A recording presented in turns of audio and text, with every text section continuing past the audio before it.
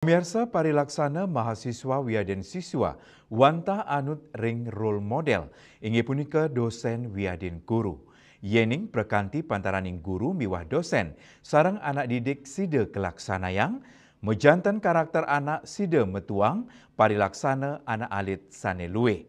Tetujonyane antuk nes parilaksana kaun.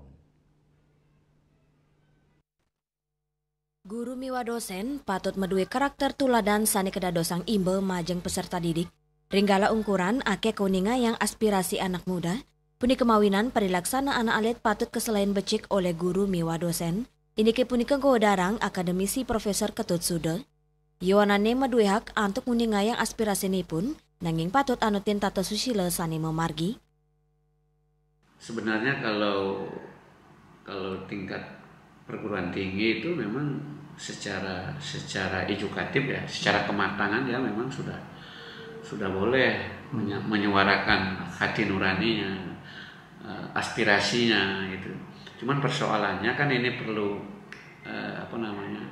pengendalian emosi, karena anak pada usia-usia segitu itu kecenderungan tingkat emosionalnya masih labil, sehingga ketika itu tidak diarahkan, tidak diberikan keteladanan, tidak difasilitasi oleh para dosennya, para gurunya, ini yang sebenarnya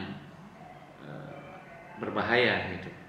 Tapi kalau itu sudah diberikan wejangan sebelum mereka melakukan menyampaikan aspirasi, saya kira tidak terlalu berbahaya. Seharusnya dalam dunia demokrasi itu kan semua orang berhak menyampaikan pandangan, pendapat. Itu dijamin oleh Undang-Undang Dasar kan. Cuman persoalannya kadang-kadang kan situasi lapangan ini yang bisa berpengaruh terhadap perilaku anak-anak. Siapa yang berani jamin ketika pengaruh-pengaruh lapangan ini lalu memanas gitu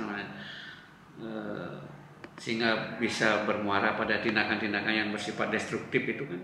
Kewawohin, ring sajeroning nyobiang aspirasi inucap, yening guru miwa dosen sampun ngicenin penguruhan pini becik, mangdane nenten kepanggi perilaksana kaon, Andika Balik TV.